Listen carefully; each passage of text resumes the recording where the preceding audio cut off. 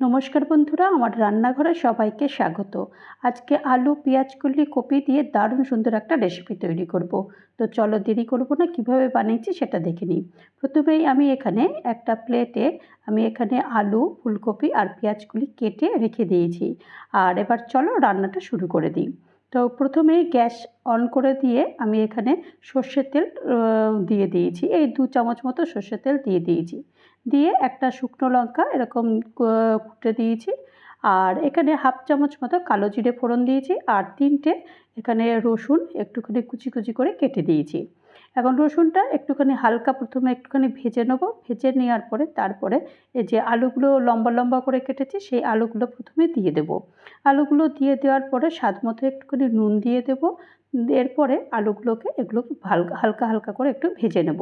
প্রথমে একটু আলুটাকে ভেজে নেব, তারপরে বাকি উপকরণগুলো দেবো। আর এই সময় আঁচটা একটুখানি মিডিয়াম ফ্লেমে থাকবে। মিডিয়াম ফ্লেম দিয়ে এই আলুগুলোকে হালকা হালকা করে একটুখানি ভেজে নিতে হবে। আলুগুলো খানিকটা বেশ ভাজা ভাজা হয়ে যাওয়ার পরে তারপরে আমি এখানে ফুলকপিগুলো দিয়ে দেবো। তো এখন আলুগুলো ভাজা হয়ে গেছে মোটামুটি। আলুগুলো একটুখানি ভালো করে ভাজতে হবে, তারপরে ফুলকপিগুলো দিয়ে দিতে হবে। তো এখন এই ফুলকপিগুলো আমি একটু ডুমো ডুমো করে কেটে দিয়েছি। ডুমো ডুমো করে কেটে নেওয়ার পর তারপর এগুলো আমি দিয়ে দিয়েছি। ফুলকপিও দেওয়ার সাথে সাথে আমি একটু পরিমাণ মতো নুন দিয়ে দিয়েছি। তাহলে ফুলকপির মধ্যে নুনটাও ভালো ঢুকে যাবে। আর পরিমাণ মতো হলুদ দিয়েছি, অর্থাৎ হাফ চামচ মতো হলুদ দিয়েছি। প্রথমে আমি হলুদ দিইনি যখন আলুটা দিয়েছিলাম, এখন আমি কপিটা দেওয়ার পর হলুদটা দিয়েছি।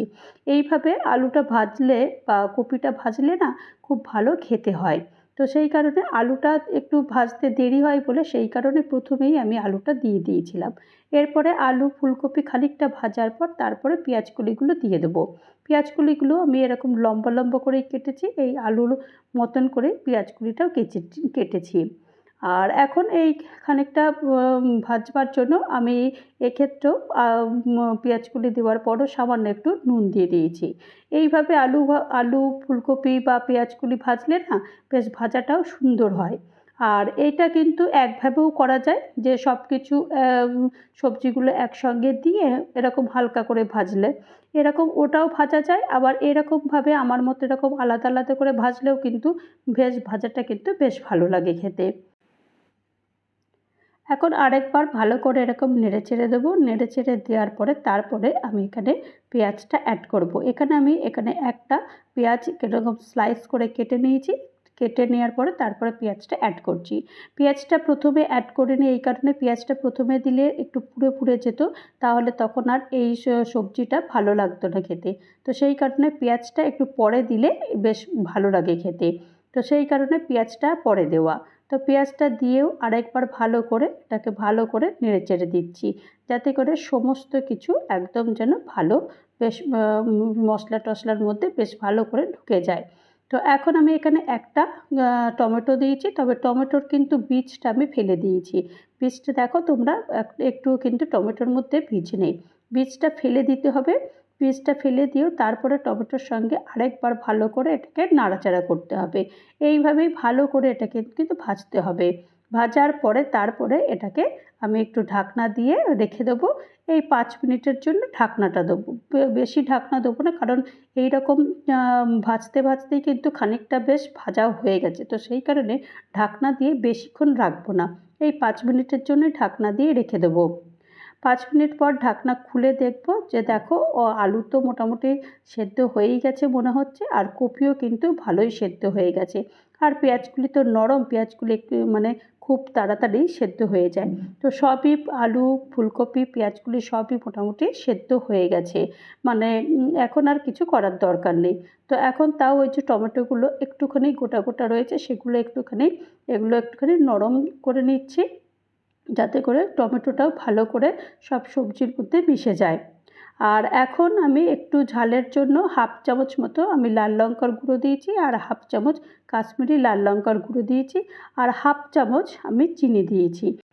চিনিটা দিলাম এই কারণেই যে মিষ্টি হবে না, কিন্তু বেশ একটা সুন্দর টেস্ট আসবে। তো আরেকবার ভালো করে এটাকে বেশ ভালো করে একটু নেড়ে চেড়ে দিচ্ছি। আর নাড়তে নাড়তেই কিন্তু এর আসল স্বাদ আসবে। আর এরকম ভালো করে নেড়ে চেড়ে দেওয়ার পরে সব শেষে আমি একটু ধনেপাতা কুচি দেবো। যদি ধনেপাতার কুচি তোমাদের কাছে যদি সামনে না থাকে তাহলে দেওয়ার দরকার নেই, আর যদি থাকে তাহলে অবশ্যই ধনেপাতার কুচিটা দেবে।